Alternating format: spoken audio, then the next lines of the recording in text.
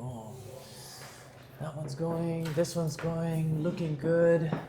Boom. You want to scoot in just a little bit? There you go. That's good. That's good. Yeah. Okay. How's it been, man? It's been a while. I think like last Thursday, was it a Wednesday or a Thursday that we connected? Has that been a while? I guess so. Yeah. Lots happened over the weekend. You guys, thanks for tuning in. I'm excited to get into this conversation because it's going to be a lot with AI, tech stuff. And I met this gentleman probably about 3 weeks ago. Mm-hmm. Yeah, at a BIA. So shout out BIA for connecting us. And I'll give him a time right now to introduce himself and tell everybody what it is that he does and what he specializes in. So go right ahead.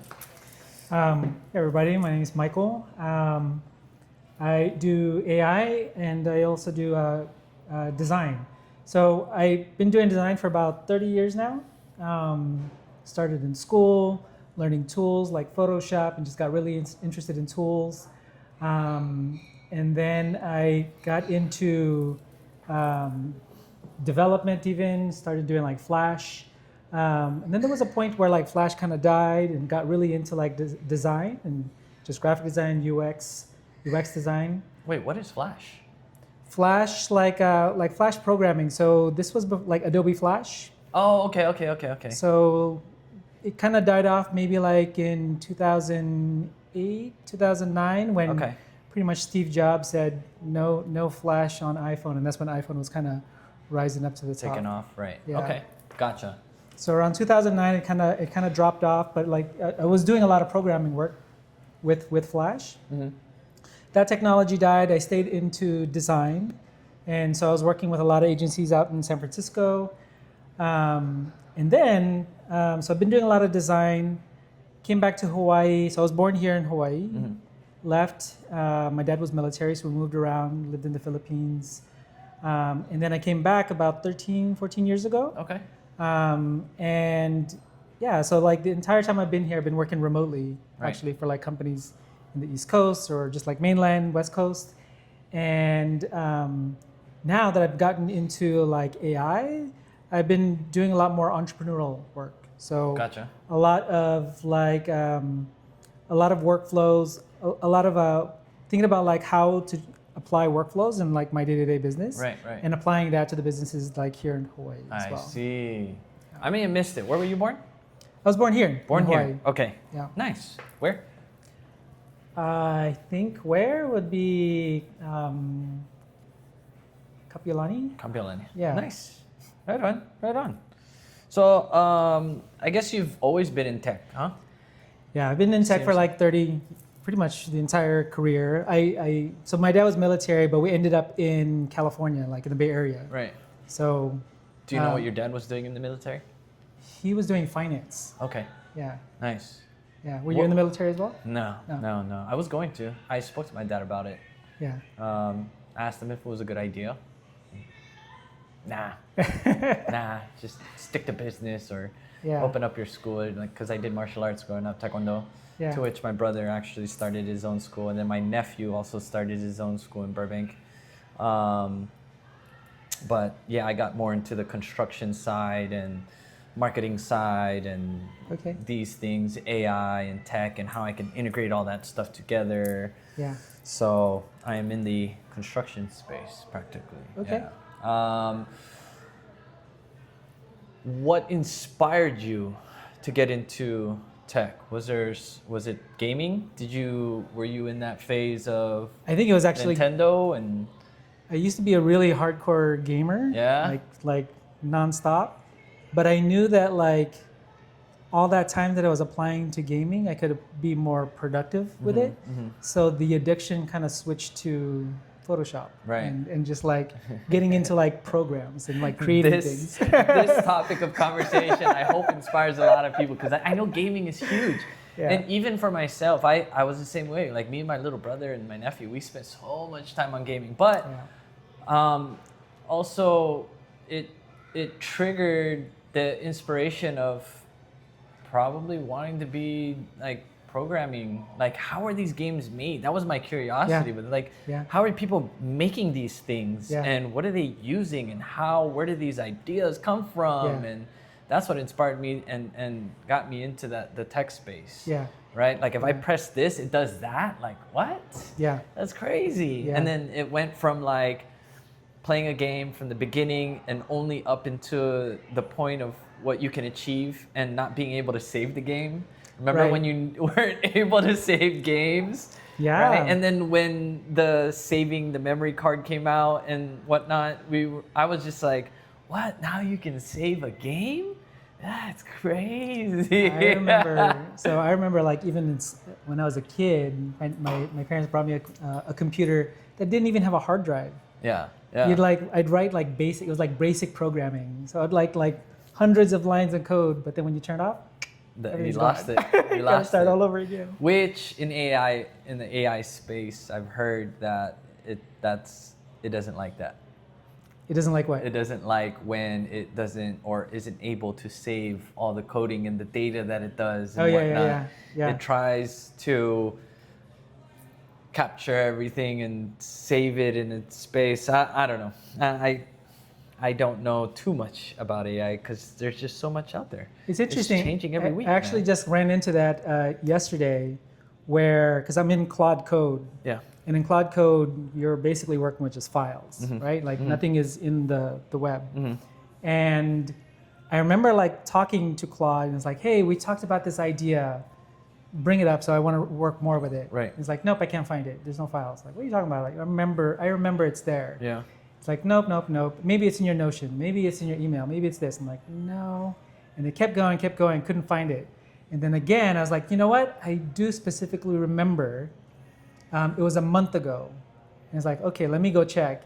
And it had to go back to its like core JSON files of actual meetings. And it's like, oh yeah, here it is. We actually just didn't save it into a file. So there was no like physical MD file on my hard drive. That's why you couldn't find it. Interesting. But all your chat history is still kind of saved there. internally. You just can't find it right away. Right. Yeah. Oh. So what kind of things are you doing with AI right now? So I've been doing Claude Code for maybe like since it came out December, January. Were you at that convention? Sorry, I didn't mean to cut you off. At the convention where the founder was at the convention center? The Anthropic? Yeah, I think so. He was? Yeah, Oh, wow. he gave a I missed speech, that. and it was just like the introduction of Claude. And I was Wow. there in the room, and this guy was, I don't know if he was the founder or the Boris? president. I can't even remember his name. But yeah, he was there. Wait, you weren't at that one? No. Yeah, he gave this whole thing, and at the time, obviously, like ChatGPT was a thing, and Yeah. Gemini haven't even launched yet. I think Perplexity was going, and then Claude was this thing, right? Yeah. And Yeah. I was curious, so I sat there, I listened, and Yeah. paid attention to what it was, and tried to figure out like what's so Yeah. different about it. Yeah. Like I was still trying to figure out the personality of each Yeah. AI platform. Yeah. But I thought maybe you might have been there. But anyways, yeah, you were Claude. Well, that's why I switched to Claude. It's like I've been doing, from when ChatGPT from when came it out. launched, right? I was doing ChatGPT. And then when you start doing ChatGPT, you notice it's basically just feeding your ego all the time. It's like, oh, that's such a Exactly. great business idea. You should do that. It's just Yeah. like, okay. Yeah. And then it wasn't until when you get to Claude that it's like, well, Right. these are the things that you might have to do. Perspectives. There's a lot more pushback, right? But even in that model, it's like, you push it even further. And it's like, okay, let me go. Yeah. Yes, still Yeah. good idea, Yeah. right? So it's really like a back and forth kind of interaction that you really have to do to really get Right. the value Yeah. that you want from it. Exactly. But then I switched over to Claude Code and just like the world kind of opened up. Just because like all my development experience from way, way back then kind of applied now. Just because like, even though I haven't kept up in development, I knew enough about it that like I was letting Claude basically code and I understood enough of it to be like, all right, we can keep going, right? Yeah. I know what you're building, Right. So it's just been been really good about just like building all these like infrastructure towards like how I kind of work now, Right. and just trying to run and being an entrepreneur and run a business as a creative, but also just like I had this kind of like What's the name of your business? Galam Arts. Glam Arts. Yeah. Okay. Um, And I guess since we're on this topic, is there a website that people can like come check you out? Instagram, YouTube, any of that? And where are you focusing a lot of your attention and energy when it comes to like the social media platforms or attention, emailing, blah, blah, blah? right now it's just galam.com, Okay. and it's just a website. Okay. I haven't done too much social just yet, Right. but a lot of the stuff that I'm working on now and how I'm kind of marketing it, I'm really focused on just like Hawaiian businesses. I went to it was like the Property Management Expo show. Oh yeah, I was there too. Yeah. So I got that booklet, and it was like 300 businesses in that booklet. I ended up scanning everything in, giving it to Claude, and saying, "Hey Claude, like who can we market in this booklet? Who can we market AI? Who can we market design?" Right. And then I even had this idea is like, who actually we can market to make websites? Probably And all of them. not all of them. There's quite a few. But you know, building a website is easy. Like anybody could build a website with Claude. If you know what you're doing, you just kind of ask it, like, hey, build me a website. Yeah. And I think the differentiation I was offering was the experience of being a designer, of building websites and apps for, you know, however long. Yeah. And just having the eye for design, Right. And then websites aren't necessarily just like, it doesn't have to be just like a brochure site. It could be like, it's really focused on telling a story. It's focusing on what target user you're actually doing. Right. So I developed like a whole like, you know, AI workflow that does like a whole brand strategy, figures out who your market is, figured out who your users are, does a full SWOT analysis, and then develops a website. And then from all that information, it then goes out cold, sends out a cold email, says like, hey, this is what I know about your business. Here's a website I built for you. Let's talk. Check it out. Yeah. Right. What was your response on that? How did it look? And I think I had like a really good initial response. Like somebody like responded right away and I was like, oh my gosh, this works, right? Yeah. But I ended up finding out, and I was like talking to him on the phone, and then I asked him like, hey, did you like the website? It's like, oh yeah, I didn't even look at the website. I just saw what you were writing about, and you knew a lot about my business. It's like, oh, okay, great. So like the whole package actually worked. As I kept going though, it's still cold email. It's still really hard to get everybody on there.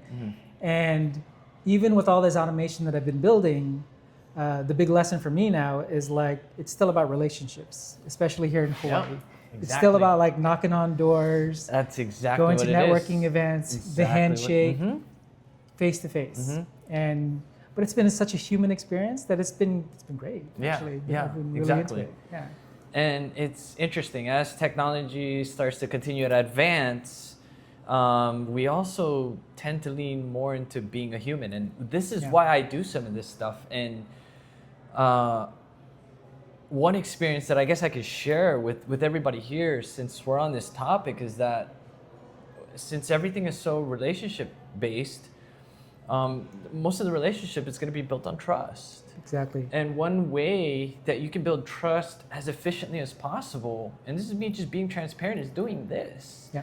I have my own selfish reasons to why I do this podcast, but by doing this, the amount of trust that I'm building with you is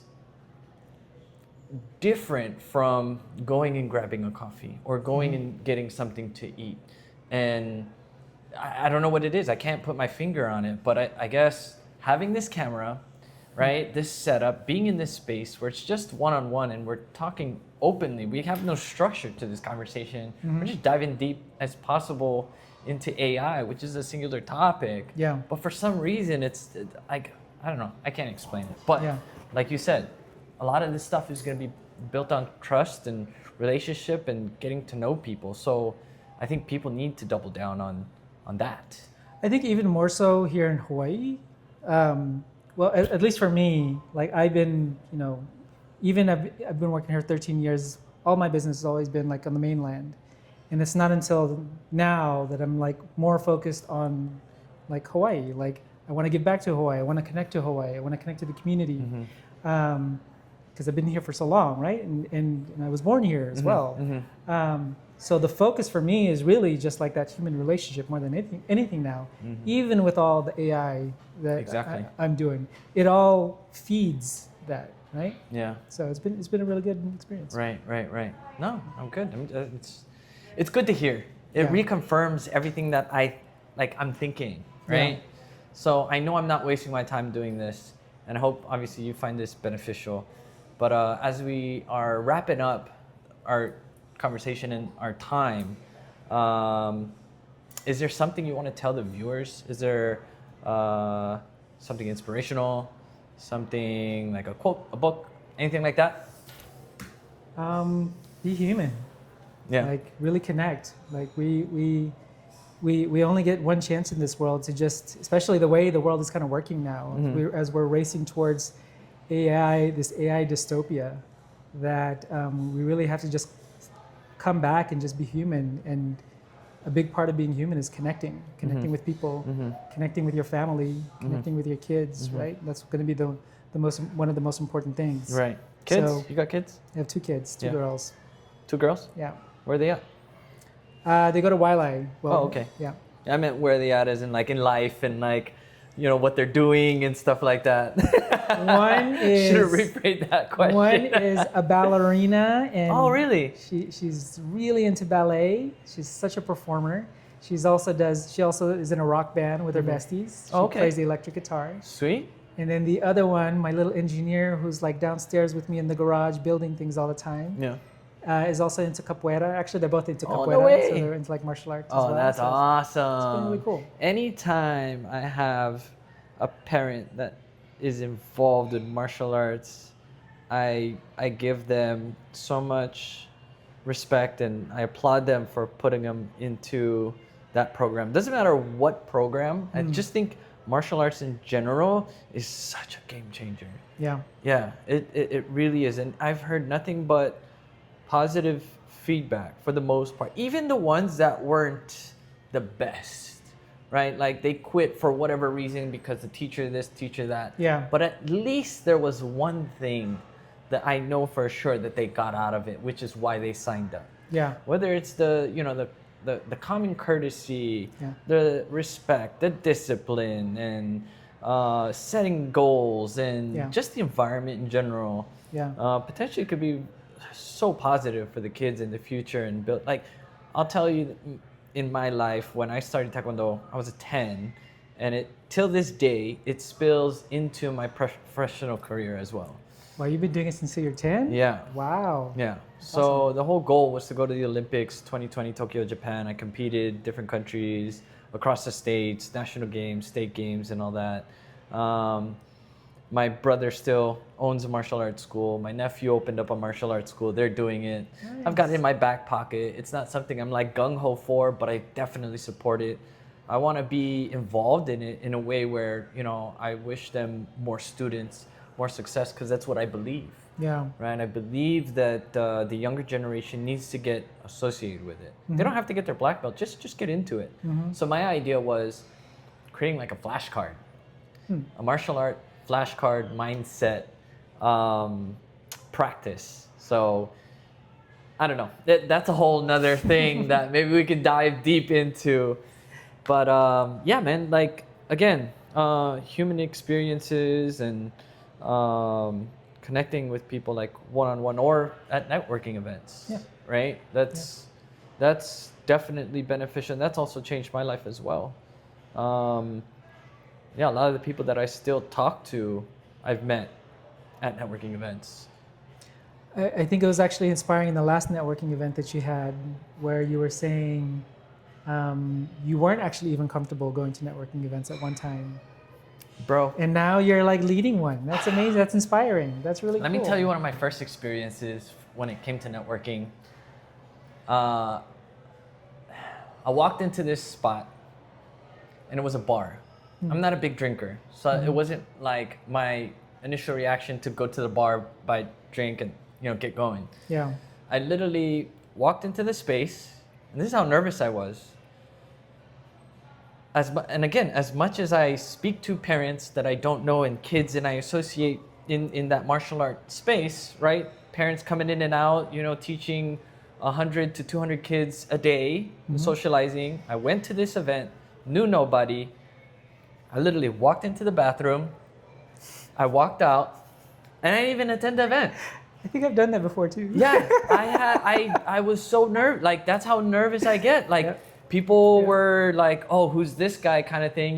They were socializing, networking, but would look at you, and then you'd kind of get like these butterflies. Like, you don't know if sometimes you don't even make it to the front door. You're just like, yeah. I really want to do this. Exactly. I think there's something else I got to do. Yeah, and the phone is a great distraction. Right? While you're at the networking, it's like, and there's this call. I'm trying to do something. Exactly, and this is why I associate with those people, because I know what that feeling is like, and I don't want them to feel that way. It's empathy. Yeah. So I go and I approach them and I talk to them. Anybody, and I hope that when you guys go networking and you see somebody that's either by themselves or you can tell that they're nervous, approach them, talk to them, and just get to know them, because you just never know, right? Yeah. There's some kind of value to be provided there, right? Whether it's giving or receiving. And that's how I see it now when I go to networking events. And till this day, you'll find me when I go to networking events in the corner where I can see everybody, I'm isolated, I just feel comfortable in a corner in a way, just because, I don't know, it's a safe space for me. I guess everybody is different, right? So if you ever go networking, you'll find me in the corner and we'll connect in that way. So it's definitely a journey from, like, even for me, just like, that one point where you're just walking in or not even walking in, to now it's like, okay, been going a little bit more comfortable. Right. Not actually like leading a networking event per se, but it's inspiring to see. I'm glad it inspires you, but again, for me to lead a networking event, it's funny that you say that I lead it, because it's easier for people to approach me because I'm hosting the event, which prevents me from wanting to approach people. It's that psychology mindset where it's like, it's easier if I can get over this hosting the event thing. People will come and be like, "Oh, Dre, like this or that, whatever." So I'm just trying to leverage it in that way. One of the YouTubers I follow, Chris Do, is like a creative. I know him. Well, not know him, but I do follow him too. I mean, he's just so bigger than life and outspoken and everything. But when you hear his speech, he's like, "No, man, I'm such an introvert, even like during networking events or outside. But it's okay because people are always approaching me because I'm like such the center of attention." Exactly. So, yeah. One thing I want to share too is when I retire, I want to be the guy that stays home and paints. I just want to stay home and paint, and just be in my own world, draw, and I want to craft, make wood, like wooden stuff. See?